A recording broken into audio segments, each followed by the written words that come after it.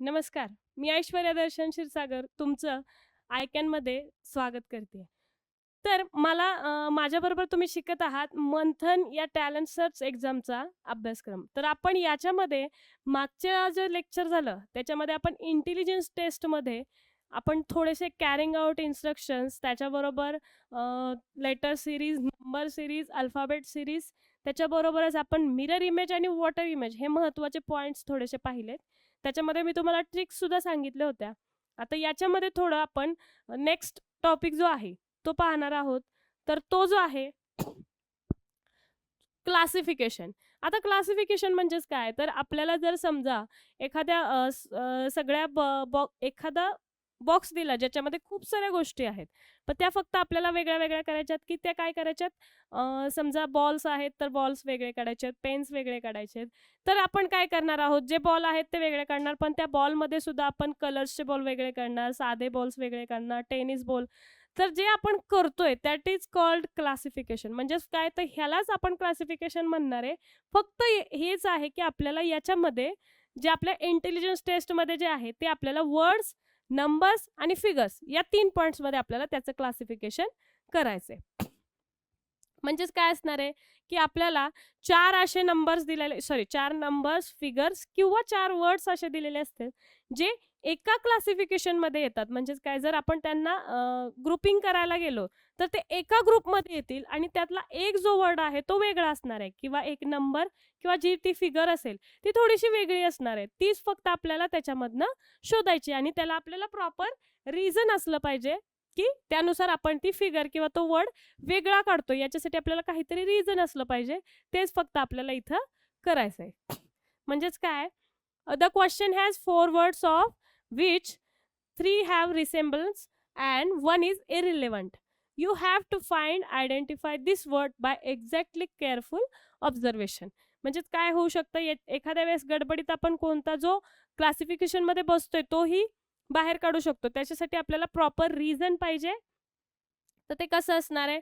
आपण पाहूयात त्याचे एक्झाम्पल्स. आता याच्यामध्ये जर दिलंय, तर ते काय दिलंय, की पंपकिन, स्पिनॅच, कॅबेज आणि सॉल्ट. आता याच्यामध्ये जर आपण पाहिलं, तर पंपकिन, स्पिनॅच आणि कॅबेज या ज्या आहेत त्या व्हेजिटेबल्स आहेत. म्हणजेच सॉल्ट जे आहे ते फक्त काय आहे, ते आपण व्हेजिटेबल्स बनवताना त्याच्यामध्ये वापरतो. पण व्हेजिटेबल्स कुठल्या-कुठल्या आहेत, तर पंपकिन, स्पिनॅच आणि कॅबेज. म्हणजेच काय, भोपळा, पालक आणि कोबी ह्या ज्या आहेत ह्या व्हेजिटेबल्स आहेत. फक्त सॉल्ट जे आहे ते व्हेजिटेबल नाहीये.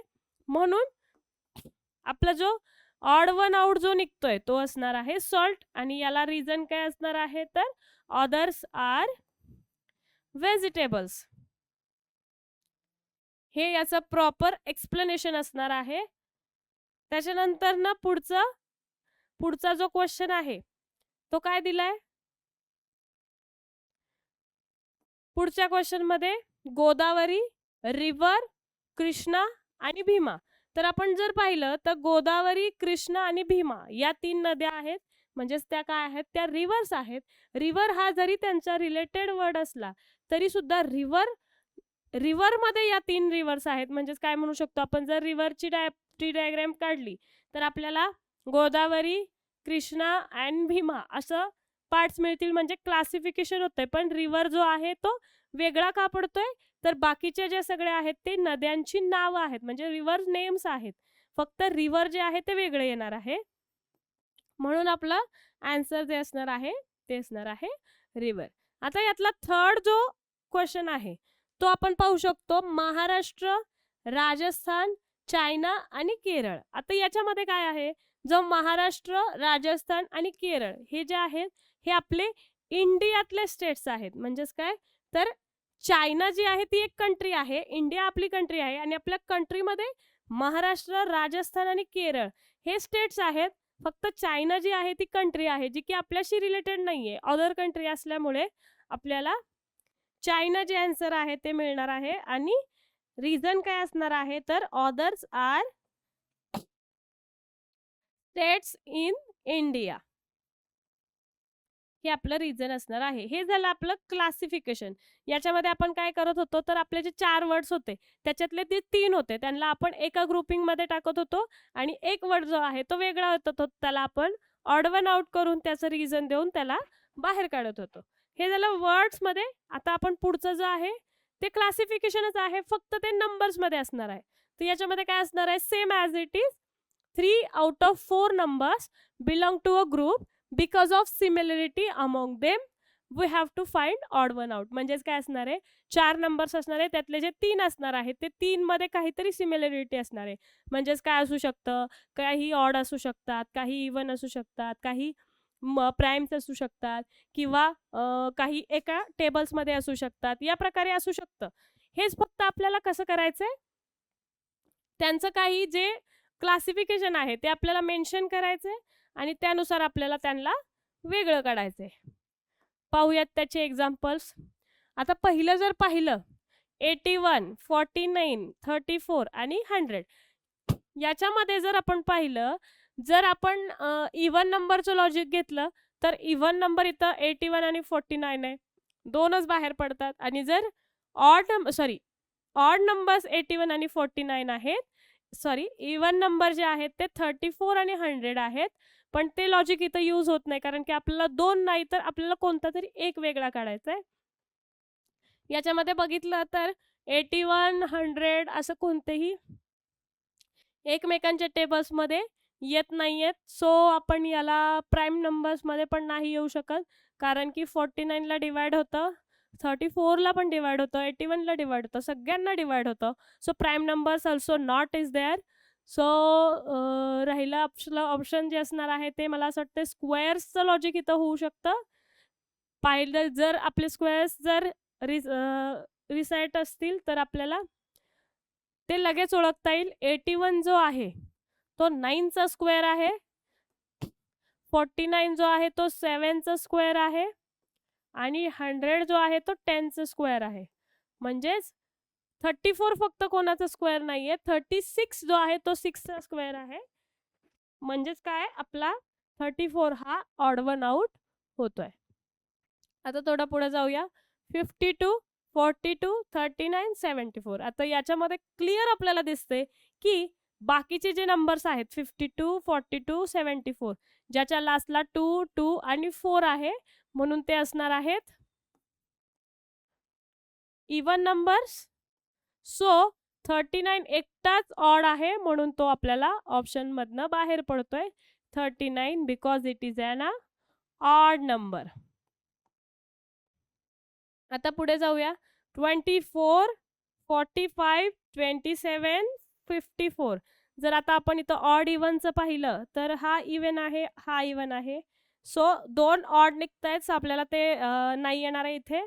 ऑडचं पण नाही, इव्हन नाही, प्राईम नंबर्स सुद्धा येणार नाहीये, कारण की हे सगळे डिव्हिजिबल आहेत. जर आपण असं पाहिलं 3 ने याला डिवाइड होतंय, परत 45ला सुद्धा 3 ने डिवाइड होतंय, 4 + 2 6, 5 + 4 9, 3 ने डिवाइड होतंय, 7 + 2 ऑल्सो 3 ने डिव्हिजिबल, पण हा सुद्धा 3 ने डिव्हिजिबल आहे. तर याच्यामध्ये आपण एक वेगळं लॉजिक शोधूया. हां, तर याच्यामध्ये असं निघतंय की 9च्या टेबलमध्ये हे तिन्ही नंबर्स आहेत. बघूयात. आहे 27, 45 आहे, नंतर आहे. म्हणजेच 24 फक्त 9 ने डिव्हिजिबल नाहीये, बाकी सगळे 9 ने डिव्हिजिबल आहेत. सो आपला ऑप्शन नंबर जो आहे तो असणार आहे 24 आणि त्याला रिझन असणार आहे डिव्हिजिबल बाय 9. सो हे झालं नंबर्सचं क्लासिफिकेशन. आता थोडंसं पुढे जाणार आहोत. याच्यामध्ये आपल्याला फिगर्स दिसत आहेत. फिगर्समध्ये काय असणार आहे, we can see 3 figures are in same pattern. म्हणजेच काय, इथे सेम नसणार आहेत, त्यांच्यामध्ये रिलेशन म्हणजे जे असणार आहे ते पॅटर्न असणार आहे, तो सेम असणार आहे. And one is different, we have to find out that figure. म्हणजेच एकच कोणती तरी जी आहे ती डिफरंट असणार आहे, बाकी सगळ्या सेम असणार आहेत. सेम म्हणजेच त्यांच्यातला पॅटर्न सेम असणार आहे, तर त्यातली जी डिफरंट आहे ती फक्त आपल्याला शोधायची. आता जर पहिली फिगर पाहिली तर याच्यामध्ये फर्स्ट फिगर जी आहे same as it is second आहे आणि ऑल्सो फोर्थ पण सेम आहे.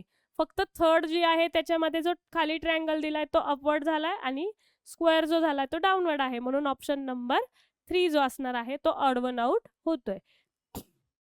आता याच्यामध्ये आपण सेकंड क्वेश्चन पाहूया.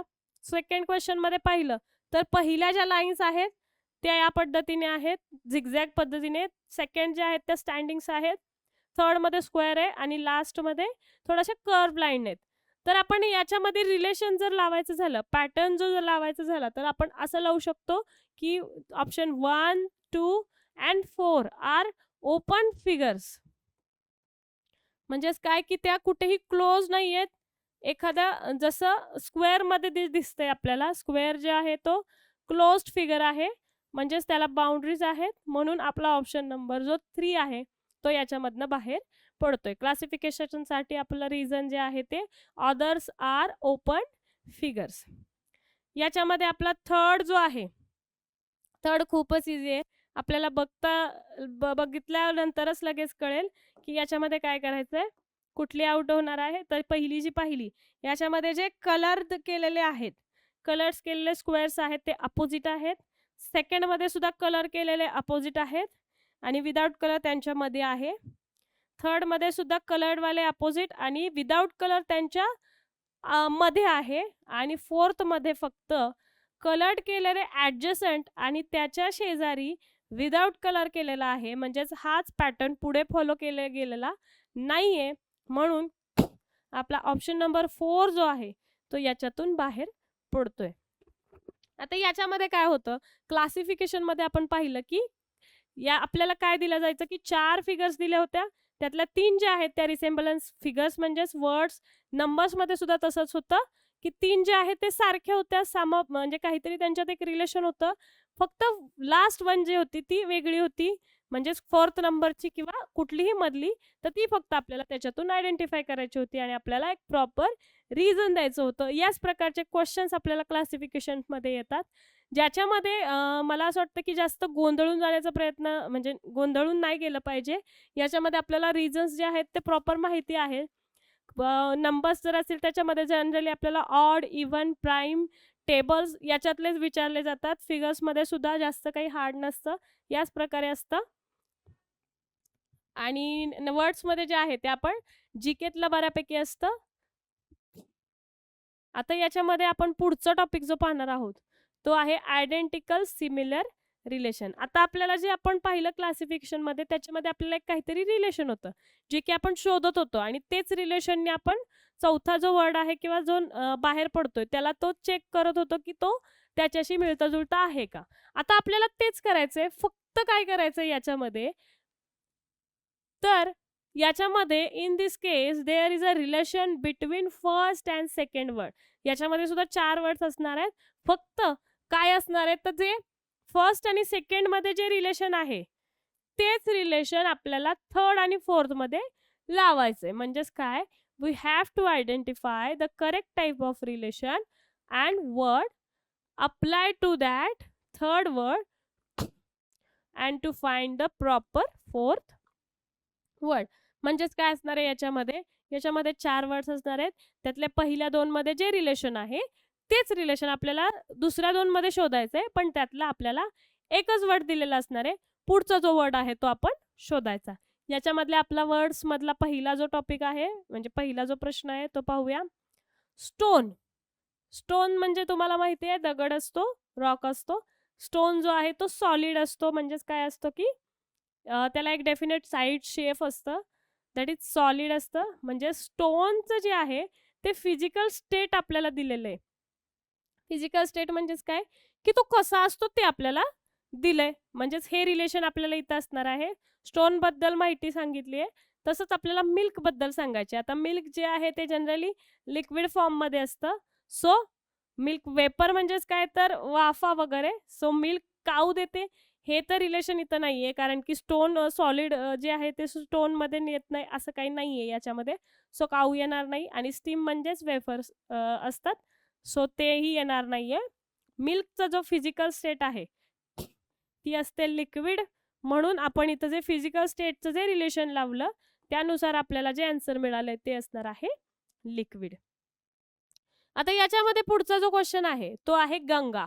गंगा आणि रिव्हर, म्हणजे आपण मागच्या मध्ये पाहिलं होतं की आपल्याला 3 रिव्हर दिलेल्या, गोदावरी, कृष्णा, भीमा, आणि मध्ये रिव्हर एक वर्ड दिलेला होता. त्याचप्रमाणे इथं आपल्याला काय दिलंय, गंगा जी आहे ती रिव्हर आहे. तर मग अरेबियन आहे ते काय आहे या पद्धतीने आपल्याला सांगायचंय. म्हणजेच गंगा नावाची जी एक नदी दिलेली आहे, तर अरेबियन नावाचं काय आहे ते आपल्याला फक्त याच्यामध्ये द्यायचंय. तर ह्याच्यामध्ये काय आपला ऑप्शन असणार आहे, सी. ऑब्विसली अरेबियन सी आहे, आपण ज्याला अरबी समुद्र सुद्धा म्हणतो. That is Arabian, it is a sea. Ship नाहीये, शिपचं जरी नाव असलं तरी प्रॉपर अरेबियन जे असलं तर ते जे आहे ते आपल्याला सी ॲज इट इज माहिती आहे. हेड नाहीये आणि लेग सुद्धा ते नाहीये. सो आपला ऑप्शन नंबर असणार आहे 1. आता थर्ड जो क्वेश्चन आहे तो जो सगळ्यांचा आवडीचाच असतो. ऑब्विसली भजिया सगळ्यांनाच आवडतात. त्या काय केल्या जातात तर त्या फ्राईंग. म्हणजेच काय, भजी जी तयार करतो आपण ती कशी तयार करतो, फ्राईंग, म्हणजे ती आपण तेलामध्ये तळतो. बरोबर, म्हणजे भजी जी करणार आहे त्याची मेकिंग प्रोसेस जी आहे ती आपल्याला फर्स्ट मध्ये दिलेली आहे. तर आपल्याला ज्वारची जी रोटी आहे, ज्याला आपण मराठीमध्ये भाकरी असं म्हणतो, तर ती कशा पद्धतीने बनवली जाते हेच आपल्याला इथे सांगायचंय. तर मग काय असणार आहे, ज्वार रोटी इटिंग. इटिंग म्हणजे खाणे, खातो तो ती आपण, बरोबर, खातो हे बरोबरच आहे. पण इथं आपल्याला ते रिलेशन दिलंय का की भजिया इटिंग, ज्वार रोटी इटिंग, हे रिलेशन नाहीये. सो इटिंग येणार नाहीये. फ्राईंग म्हणजे काय, तर आपण त्यांना फ्राय करतो का, तर नाही. ज्वार रोटी आपण तळत नाही. कुकिंग, कुकिंग करतो, बट पूर्ण कुकिंग मध्ये फक्त ज्वार रोटीच येते का, नाही, तर त्याच्यामध्ये बाकीच्या गोष्टी सुद्धा येतात. पण रोस्टिंग म्हणजेच काय, तर रोस्टिंग म्हणजे भाजणे, जे की आपण, तुम्ही घरात पाहिलंच असेल की ज्या वेळेस आपण भाकरी करतो त्यावेळेस ती भाजली जाते, ज्यालाच रोस्टिंग असं म्हणतात. म्हणून आपला ऑप्शन नंबर असणार आहे 4. आता जे आपण पाहिलं त्याच्यामध्ये काय होतं, तर सिमिलर रिलेशन्स पहिल्या 2 वर्ड्स मध्ये होतं आणि तेच रिलेशन आपल्याला पुढच्या 2 मध्ये लावायचं होतं आणि आपला ऑप्शन नंबर फाइंड करायचा होता. ते आपण वर्ड्स मध्ये पाहिलं. आता आपण पाहणार आहोत नंबर्स मध्ये. सेम रिलेशन्स, म्हणजे जसं वरच्या क्वेश्चन मध्ये पाहिलं त्याच पद्धतीने इथे पाहायचंय. फक्त काय करायचंय आपल्याला, इथं ते नंबर्स मध्ये बघायचंय. आता काय दिलंय, in this type there is a sort of similar relation between numbers. Obviously आपल्याला जसं वरती होतं तसंच 2 नंबर्स आहेत, त्यांच्यातलं जे रिलेशन आहे तेच या 2 साईनचा जे अर्थ आहे ते काय आहे, तर या दोघांमध्ये जे रिलेशन आहे तेच याच प्रकारचं रिलेशन यामध्ये लावायचंय आणि लास्टचा जो नंबर आहे तो फाइंड करायचा आहे. आता पहिलं दिलंय 40, दुसरं दिलंय 80. 40चं जर डबल केलं म्हणजेच काय, 40 इंटू 2 केलं तर आपल्याला 80 मिळतं, आणि 40 प्लस 40 केलं तरी सुद्धा आपल्याला काय मिळतं, 80 मिळतं. तर आपण हेच रिलेशन पुढं वापरूया. 10 इंटू 2 केलं तर आपल्याला मिळतं 20, किंवा 10 प्लस 10 जरी केलं तरी आपल्याला आन्सर काय मिळतंय, 20. सो आपला ऑप्शनमध्ये जर 20 जिथं असेल तो आपला करेक्ट ऑप्शन असणार आहे आणि आन्सर जे मिळाले ते आहे 20. आता हे जे आपण पाहिलं याच्यामध्ये डबल पण केलं आणि तोच नंबर ॲड पण केला. सेम ॲज इट इज इथं पाहूया तसं काही होतंय का, तर 25 इंटू 2 केलं तर 50 येतं, पण इथं आपल्याला 75 दिलंय. सो 25च्या टेबलमध्ये जर पाहिलं तर 25 3 जा 75 होतं. पाहूयात होतंय का, 5 3 जा 15, 3 2 जा 6 plus 1 7. Yes, if we multiply 25 by 3 we get 75. So we have to use this relation to find second number, and here we get 36. So we multiply by 3, म्हणजेच काय, आपल्याला 3 ने 36 ला मल्टिप्लाय करायचंय आणि आपलं जे आन्सर आहे ते शोधायचंय. सो पाहूयात, 3 6 जा 18, 1 कॅरी, 3 3 जा 9 प्लस 1 10, 108 108 हे आपलं आन्सर आलेलं आहे. ते आपल्याला ऑप्शनमध्ये शोधायचे आणि लिहायचे. सो याच पद्धतीने आपलं थर्ड जे आहे ते थर्ड क्वेश्चन शोधायचं आहे. आता याच्यामध्ये जसं आपण टेबल्समध्ये पाहिलं होतं, आपल्याला आता इथे क्लिअर दिसतंय. जर आपले स्क्वेअर्स पार्ट असतील तर आपल्याला जास्त एक्सप्लेन करायची किंवा जास्त सॉल्व करायची गरज पडणार नाहीये, कारण की 5चा स्क्वेअर जो आहे हा 25 असतो आणि 7चा स्क्वेअर म्हणजेच काय करतो आपण, तोच नंबर त्याच नंबरने मल्टिप्लाय करतो, म्हणून 5 5 जा 25. सो 7 7 जा म्हणजे 7चा स्क्वेअर आहे 49, म्हणून आपला आन्सर जे असणार आहे ते आहे 49. सो या पद्धतीने आपण हे सगळं सॉल्व केलेलं आहे. दिस इज कॉल्ड क्लासिफिकेशन अॅनालॉजी. याच्यामध्ये आपले पहिले 2 वर्ड्स होते त्याचंच रिलेशन पुढे लावलंय. आपण वर्ड्स आणि नंबर्समध्ये पाहिलं. आता जसं आपण पहिल्या मध्ये पाहिलं होतं फिगर्सचं, त्याच पद्धतीने इथं सुद्धा आपण ते फिगर्सचं पाहणार आहोत. याच्यामध्ये काय आहे, in this type of similar relation is shown between 2 figures. म्हणजेच 2 फिगर्समध्ये काहीतरी एक रिलेशन आहे. We have to find the same relation for next 2 figures. म्हणजेच तेच रिलेशन आपल्याला पुढच्या फिगर्ससाठी यूज करायचंय. तर पहिला क्वेश्चन पाहूया. पहिल्या क्वेश्चनमध्ये काय दिलंय, एक ट्रायंगल दिलाय आणि तोच ट्रायंगल त्यांनी काय केलाय, इन्व्हर्टेड केलाय. म्हणजेच काय केलाय की त्याला उलट केलंय. आणि त्याच्यानंतर ना पुढं जर पाहिलं तर आपल्याला पेंटागॉन दिलाय. पेंटागॉन म्हणजे ज्याला 5 साइड्स असतात, ज्यालाच आपण मराठीत पंचकोन सुद्धा म्हणतो. पहिला जो त्रिकोण आहे तो उलटा केलाय, तसंच पेंटागॉन आपल्याला उलट करायचं आहे, म्हणजेच इन्व्हर्टेड करायचं आहे. आता पहिल्यामध्ये थोडासा स्लॅन्ट केलाय, सो तो ऑप्शन येणार नाहीये. तिसऱ्यामध्ये सुद्धा स्लॅन्ट आहे, तो येणार नाहीये. फोर्थमध्ये ॲज इट इज दिलाय म्हणून तो पण येणार नाही. आपला ऑप्शन नंबर असणार आहे 2, कारण त्याच्यामध्ये जो पेंटागॉन दिलाय तो इन्व्हर्टेड केलेला दिलाय. So option number 2. आता पुढचं जे आहे याच्यामध्ये जर तुम्ही बघितलं तर काय केलंय, थोडंसं कन्फ्युजिंग वाटतंय. टी आणि हे वेगळी फिगर वाटते, पण जास्त कन्फ्यूज व्हायची गरज नाहीये. खूप सोपं आहे. याच्यामध्ये जो टी दिलाय आपल्याला, तो टी काय केलाय, त्यातला जो हा अर्धा पार्ट आहे तो इथे खाली जॉईंट केलाय. एवढंच केलेलं आहे. त्याच्यामध्ये काय केलंय तर हा जो पार्ट आहे तो फक्त खाली जॉईंट केलेला आहे, म्हणजेच अपोजिटला तो जॉईंट केलाय आणि ही फिगर तयार झालेली आहे. सेम ॲज इट इज आपल्याला सेकंडमध्ये करायचंय. म्हणजेच जे लेफ्ट साईडला होता तो पार्ट उचलून त्यांनी डाऊन साईडला घेतलाय. म्हणजेच इकडचा जो हे या पद्धतीने पाहिलं तर हा जो पार्ट आहे तो आपल्याला त्याच्या डाऊन साईडला घ्यायचा आहे. म्हणजेच काय करणार आहे, आपण हा पार्ट नाही घेणार आहे, कारण की पहिल्या फिगरमध्ये आपल्याला लेफ्ट साईडचा पार्ट घेतलाय, म्हणून आपण दुसऱ्या फिगरमध्ये सुद्धा लेफ्टचा जो डाऊनवर्डचा लेफ्ट आहे तोच घेणार आहोत. कारण की वरचे जर घेतला तर तोही आपल्या ऑप्शनमध्ये असणार आहे आपल्याला कन्फ्युजनसाठी. त्याच्यामुळं सेम रिलेशन यूज करायचंय. सो आपलं जी फिगर येणार आहे ती या पद्धतीने येणार आहे, जी की ऑप्शन नंबर 2 मध्ये आहे. पहिल्यामध्ये जसं मी तुम्हाला सांगितलं, तुम्ही जर इथं पाहिलं आणि इथलं वरचं जर खाली घेतलं तर आपले ते कन्फ्युजन होऊ शकतं. त्याच्यामुळं थोडंसं काळजीपूर्वक बघायचंय, त्यामुळं आपलं आन्सर जे चुकणार नाहीये. याच्यानंतर ना थर्डमध्ये पाहूयात. थर्डमध्ये एक हेमिस्फेअर दिलाय, हाफ सर्कल दिलाय. हाफ सर्कलच्या लेफ्ट साईडला एक आपल्याला छोटा सर्कल दिलाय, जो की शेडेड केलेला आहे. आणि तीच फिगर काय केलेली आहे तर इन्व्हर्टेड केलेली आहे. जर याला आपण मिरर इमेज सुद्धा म्हणू शकतो, कारण इन्व्हर्टेड केलेली आहे, फक्त वरचं खाली खालचं वर झालंय. सो या पद्धतीने सेम रिलेशन आपल्याला पुढे वापरायचंय.